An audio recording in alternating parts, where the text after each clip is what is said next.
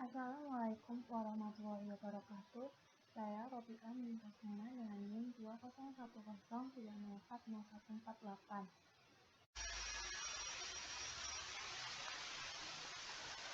Assalamualaikum warahmatullahi wabarakatuh. Saya Robiah Mintas Muna dengan NIM 201030401448 akan mempresentasikan materi mengenai hak menolak dan mematuhi hukum. Civil disobedience diperkenalkan oleh Henry David Thoreau yang menunjuk pada pembangkangan terhadap kebijakan publik atau ketidaksetujuan seseorang pada hukum yang berlaku. Pada mulanya, istilah ini merupakan simbol penentangan terhadap ketidakadilan yang dilakukan pemerintah Amerika Serikat. Adanya kepatuhan warga terhadap peraturan mengindikasikan bahwa warga memahami bahwa hukum itu benar dan adil. Thoreau menjelaskan bahwa civil disobedience merupakan pembangkangan terhadap negara karena ketidakadilan yang dibuat negara. Civil disobedience bukan pembangkangan yang berkonotasi negatif, namun merupakan pembangkangan beradab karena dilakukan bukan untuk melanggar hukum, tetapi lebih kepada upaya koreksi terhadap peraturan yang tidak adil. Hugo Adam Bidau dalam bukunya Civil Disobedience in Focus berpendapat bahwa pembangkangan warga berarti tidak mematuhi hukum dengan alasan yang tepat atau tidak baik.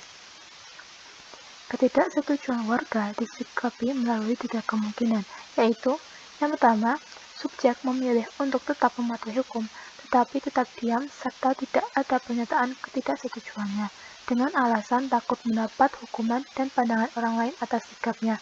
Yang kedua, tetap mematuhi hukum kemudian menyatakan ketidaksetujuannya. Sikap ini tidak tepat disebut civil disobedience karena hanya ada tindakan pernyataan ketidaksetujuan saja. Yang ketiga, menolak mematuhi hukum, tetapi tetap menyembunyikan ketidaksetujuannya sehingga tidak diketahui publik. Ketiga kemungkinan tersebut menjadi pertanyaan sendiri apakah dapat disebut sebagai civil disobedience. Martin Luther King Jr. menyatakan civil disobedience harus dilakukan dengan terbuka atau diketahui publik dan dengan menghindari kekerasan, yakni dengan memaksa pemerintah untuk bernegosiasi. John Rawls menyebut civil disobedience sebagai kewajiban natural untuk menegakkan keadilan. Civil disobedience didefinisikan sebagai gerakan yang bersifat publik tanpa kekerasan berdasarkan hati nurani, namun merupakan tindakan politik yang bertentangan dengan hukum karena pada umumnya dilakukan untuk mengkoreksi hukum dan kebijakan pemerintah. Civil disobedience dilakukan untuk mengetuk rasa keadilan dan menegaskan tidak adanya penghargaan terhadap prinsip kerjasama antara warga negara yang bebas dan setara kepada mayoritas anggota masyarakat. Untuk mengoreksi ketidakadilan, maka civil disobedience dilakukan dengan cara terbuka, yaitu harus menjadi tindakan publik dan tanpa melanggar prinsip keadilan.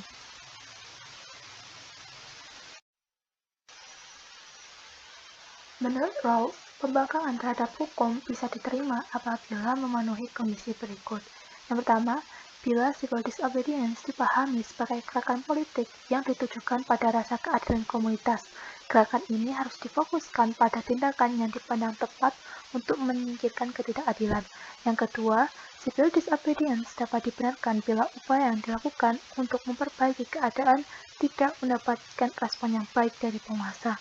Yang ketiga, civil disobedience merupakan tuntutan prinsip keadilan, khususnya yang menyatakan bahwa setiap orang dalam situasi yang sama harus mendapatkan perlakuan yang sama.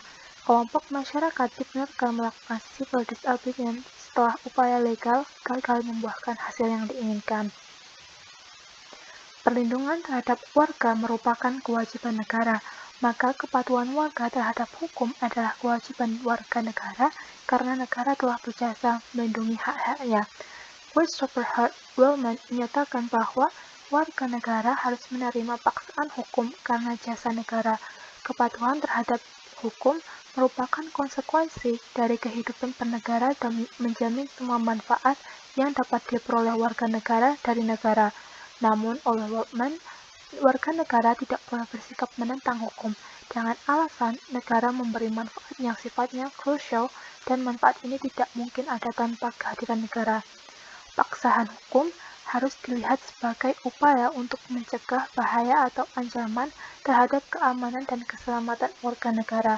Kewajiban untuk patuh kepada hukum tidak hanya sebagai upaya melindungi kepentingannya sendiri, namun juga merupakan tanggung jawab terhadap kepentingan bersama.